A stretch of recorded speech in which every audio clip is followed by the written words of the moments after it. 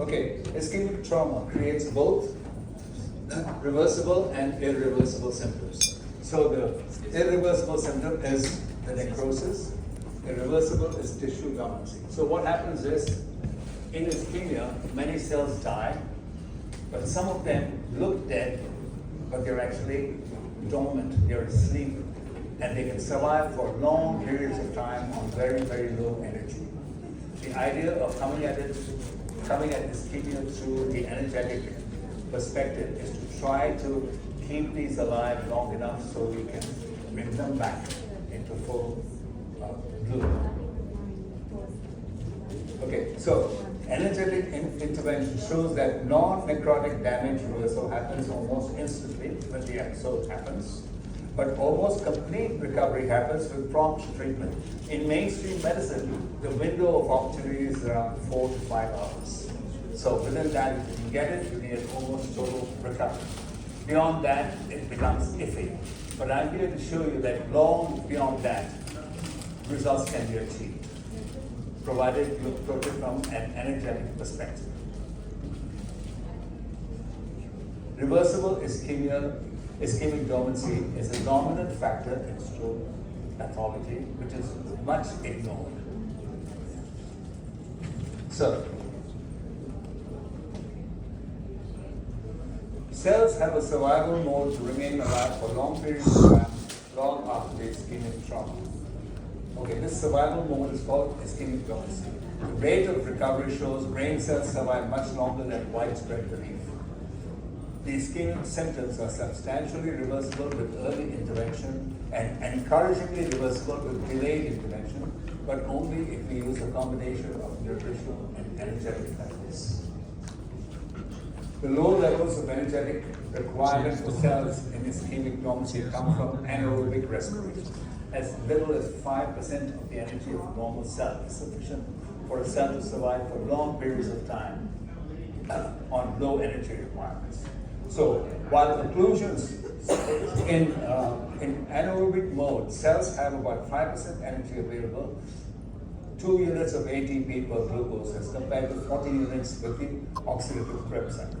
So they're getting very low levels of energy, but that low level of energy is enough to keep it alive for a long time, while occlusions and inflammation limit or prevent the blood flow. So these cells become ischemic, so they're not getting blood flow and oxygen, but glucose manages to get to them. So we're going to use glucose to keep them alive while trying to repair them and bring them back into full bloom. Okay, understanding ischemia. So we'll just go over what the basic understanding is and how to revise that understanding. So what is known as ischemia occurs when blood flow is blocked. Flow blockage suffocates and starves cells downstream. What is not so well known is sludge resulting from energetic and chemical reductions. That is the redox method, where the reduction becomes dominant. So cells resulting from energetic and chemical reductions trigger clumps which clog the blood flow. Stroke is the most commonly recognized condition, but ischemia can happen anywhere, in your limbs, in your upper limbs, in your lower limbs, anywhere. So even though we are talking about stroke, it applies to all forms of ischemia. The foundation of good health lies in maintaining the proper hydroelectric properties in our blood plasma, intracellular and extracellular fluid. As you know, the body is mostly made up of fluids. So to keep them in proper working order, we need to follow the principles of hydroelectric properties. And that is a topic that's much ignored in mainstream medicine, and we need to set that right. And I want to throw out a few ideas on how we can set those right. These liquids provide the playing field for all chemical reactions needed to power our bodies to keep them in good health. We have 3 goals. Understand zeta potential, which is what I'm going to be talking about for the rest of the lecture. Describe the physiology of stroke and other areas of ischemia, and recommend a therapy model based on restoring zeta potential.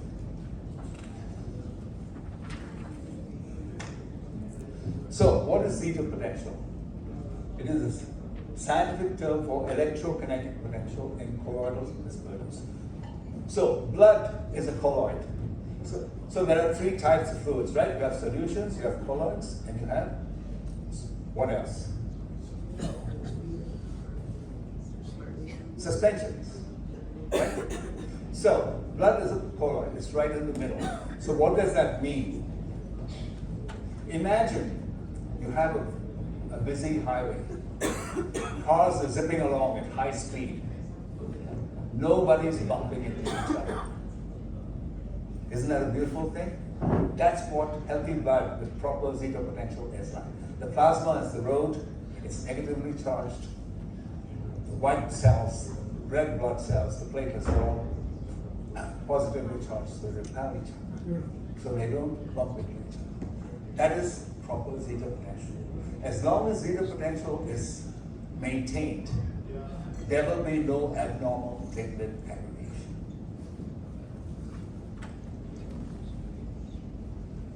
So that's what it looks like. See, this is an example of a colloid which has proper hydrostatic balance, proper zeta potential. See, nothing is clumping, not clumping. There you got platelet aggregation, okay, sedimentation. That's an unstable colloid, this is a stable colloid. A high zeta potential, so it can actually be measured, just like your alternating current. You have 240 volts, so or you have 110 volts in certain countries. Same way, zeta potential can be measured in microvolts or millivolts. Okay, the greater the potential difference, the more the repulsion power is. The lower the potential, the greater the aggregation is. Okay, so colloids with high zeta potential, either negative or positive, are electrically stabilized, while colloids with low zeta potentials tend to coagulate or flocculate.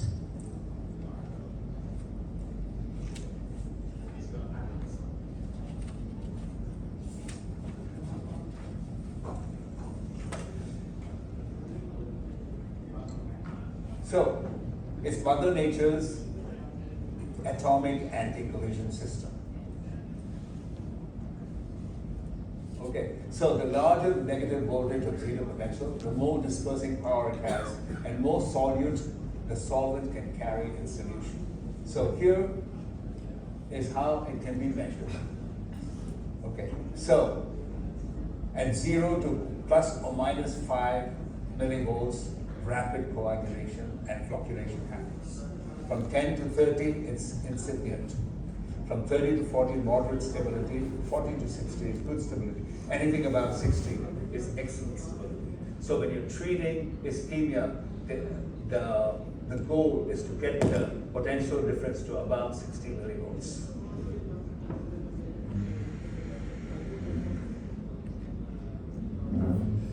So here's an example of a colloid system with proper zeta potential. There's an example of blood gone dirty.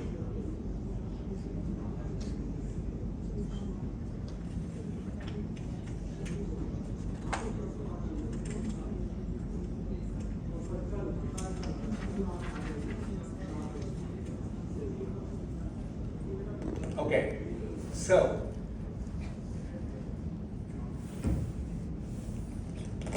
change of perspective makes us accept that zeta potential is the primary factor in ischemic event risk. So why do I say that? Because in allopathic interpretation, we blame abnormal blood clotting for ischemic disorders. Colloidal stability is not at all considered as a causal factor. Okay, zeta potential is the dominant factor because it reflects the dynamic balance that becomes fragile under stress and toxicity. So the more toxins that are floating around the brain, the more stress you're exposed to, the less the zeta potential becomes, and you start getting clumps. When too many clumps clog too many vessels, irrecoverable damage happens. Clumping incidence is driven by low energetic potential, which reflects the same factors in other diseases. So this is not only for ischemia, it stretches far beyond ischemia to other diseases, including cancer. cancer. So let's talk a little bit about what is flocculation. If you look up zeta potential and flocculation on the internet, you'll see mostly engineering studies, nothing to do with the human body. But it has a lot to do with the human body because the principles of flocculation, the principles of zeta potential are present in all fluid dynamics, and the body is mostly fluids. So flocculation is a process where colloids come out of suspension. So there you have your healthy blood with everything, nothing is sticking to each other. And then the zeta potential gets affected and the colloids come out of suspension. This is useful in industrial processes. For example, when you want to clean up cooling towers, which have a lot of toxins in it, by using it for months and months. So engineers put in what are known as clarifying agents to make the things coagulate so they can take out the impurities. In that situation, it's a desirable process. In the human system, it's an undesirable process, or it's a disease condition. Coagulation and flocculation are important processes in fluid dynamics. Coagulation destabilizes particles through chemical reaction between coagulant and colloids. And flocculation transports the destabilized particles that will cause collision. And that's how your abnormal platelet aggregation happens.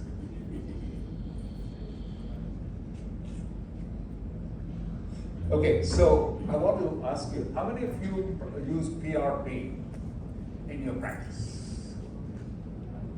Good. How many of you have heard of PRP, platelet-rich plasma? Okay, but I bet you didn't know that PRP works because of zeta potential. Isn't that a beautiful thing? Here's how it works. See, platelets on the outside are positively charged. They repel plasma, so they stay away. Once the platelet is activated, it causes its membrane surface to become negatively charged. It reverses the charge. One of the signaling pathways turns on an enzyme called scramblase, and it's that enzyme which moves negatively charged phospholipids from the inner to the outer membrane. And that's how PRP works. So if it works there, as you know, all those of you who've used PRP knows that it works. Doesn't that mean that zeta potential works? So what do you say?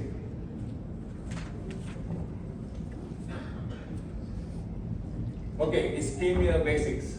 Three main causes: vascular occlusion, blockage clogged through blood supply; endothelial inflammation, narrowed capillary network, limit blood flow, usually triggered by a toxic event or primary ischemic episode; aneurysm, the artery that carries the blood fails because of the backed up pressure.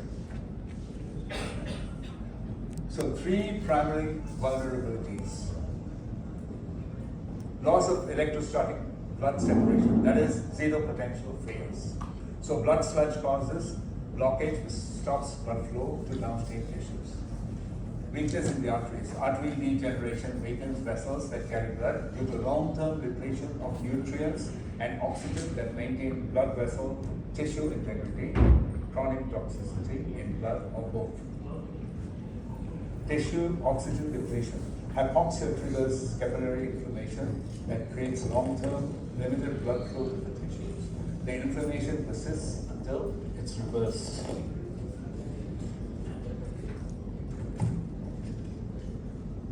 So, the medical standard of care in ischemia is treatment for circulatory system dysfunction, anticoagulants to inhibit blood clotting. This model disregards the core issue.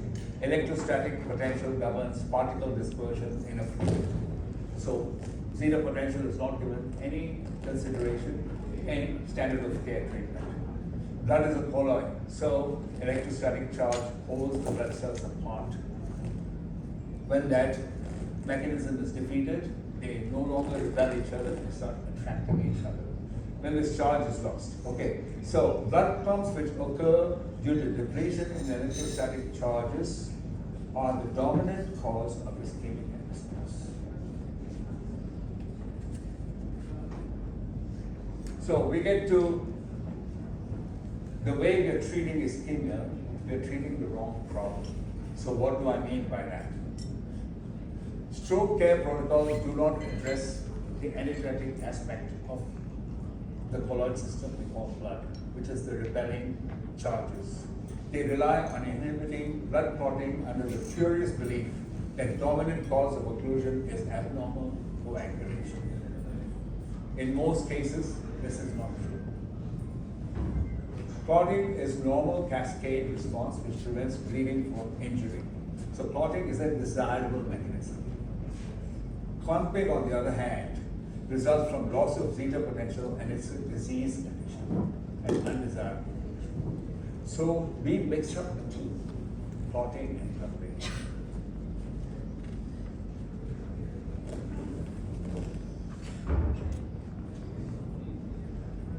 It is a result of toxic stress and or nutrient depletion that cause electron deficiency in the blood, which reduces colloidal stability in the blood. So when there's a depletion of electrons, you got to replace those in your treatment approach.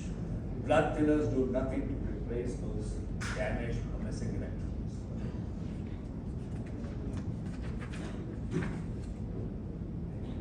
So what makes matters worse in the standard of care protocol is, while inhibiting blood clotting with blood thinners, while there are some benefits, it is far better to target the root cause of the problem, because pumping comes from bad zeta potential. Blood thinners that disrupt the clot mechanism don't contribute electrons that are missing, that increase the blood's electrostatic potential. It usually further contributes to depleting the electrons because they're increasing the toxic load of the blood. So when you increase the toxic load of the blood, the damaged zeta potential is further damaged. We need to increase the electrostatic potential from 0 micromoles. So in severely ischemic blood, you will see the potential difference is almost 0. In many cases, it is 0. So we're trying to get it from 0 to about 60. Blood thinners just cannot do that job. So if we increase the electrostatic potential from 0 microvolts to say plus or minus 60 microvolts, what is the result? No pumping.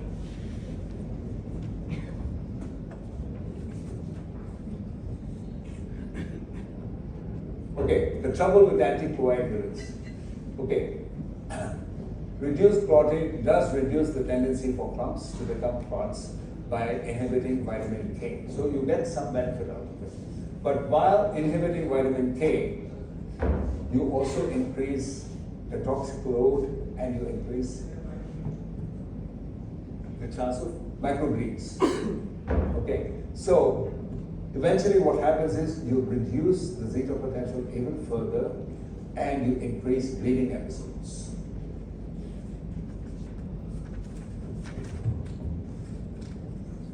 Increasing hemorrhage vulnerability. So, limited beliefs with anticoagulants. So, limited beliefs come at the expense of hemorrhage, vulnerability, and additional toxic load. An antioxidant is an electron donor. So, when you have depleted electrons that reduce the zeta potential, one of the things you want to do is replace those depleted electrons, and you can do that through antioxidant supplementation. Okay, because electron depletion causes occlusion in the first place. How does it do that? By reducing the zeta potential.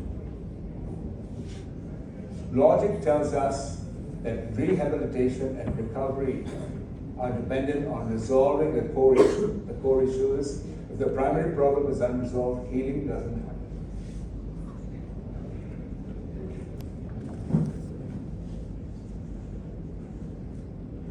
Occlusion triggers aneurysm in most cases. Downstream blockage dams blood flow. Extra pressure causes the weakened feet artery to blow out. So avoiding occlusions by maintaining zeta potential is a critical step to avoiding catastrophic aneurysms.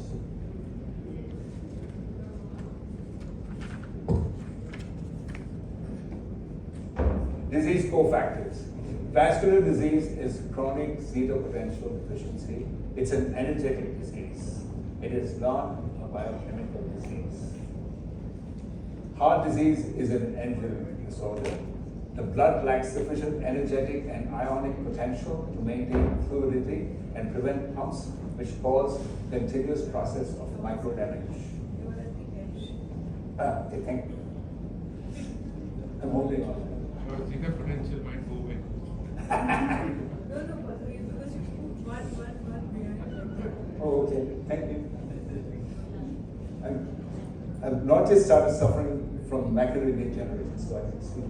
So macular degeneration is when tiny vessels that feed the retina clog and try to heal without oxygen. Vascular occlusion happens when pumps are so big they shut down a major blood supply. Stroke is when a rupture or occlusion happens in the brain, and so on. So, vascular degeneration. So I'm going to throw a whole bunch of questions at you. Let's see who can answer them. Okay, vascular regeneration. It does regenerate. So, it's a survival response. Without it, life would be very short. Every day, wear and tear of the miles and miles of capillaries, arteries, and veins are damaged and they repair themselves in a healthy system.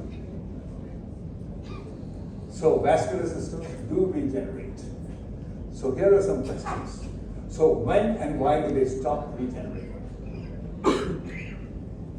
Why do certain symptom sets called diseases? Diseases are what? Sets of symptoms, right? Why do certain symptom sets called diseases always seem to come together? Why do the symptoms come together collectively? What do all these processes have in common? And why are they different? Why do certain substances seem to happen? Why do energetic therapies always seem to produce such rapid improvement? Why do stroke victims who use HPOT tend to recover more often? Why is there a strong correlation between heart disease and stroke risk? What is the role of toxins? What is the relationship of infectious agents? Anybody? Any answers? No answers.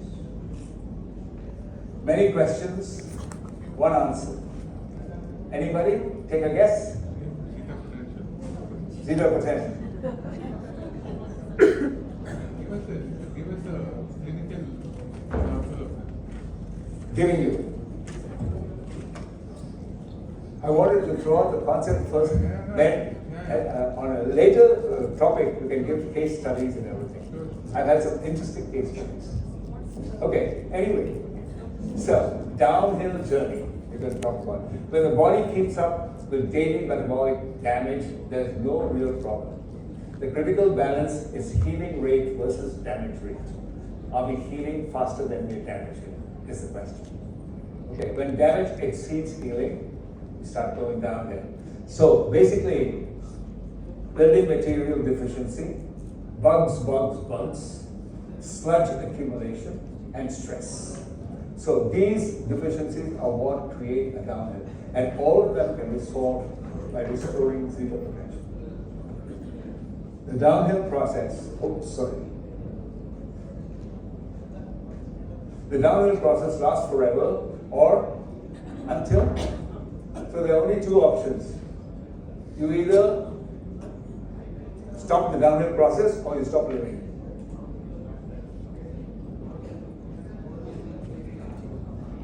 Okay, explanation of weak results.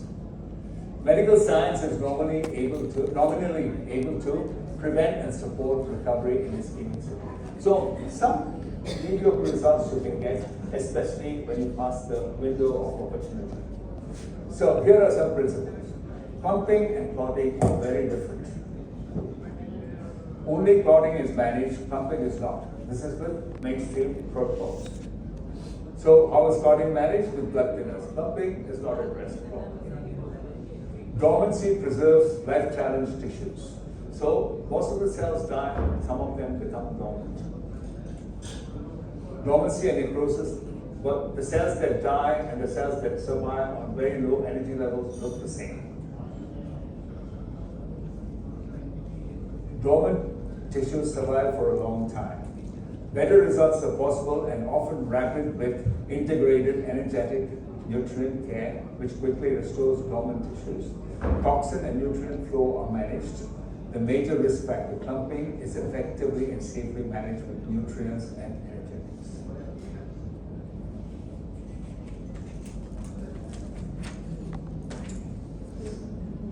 More on toxins and why they hurt. Most drugs don't target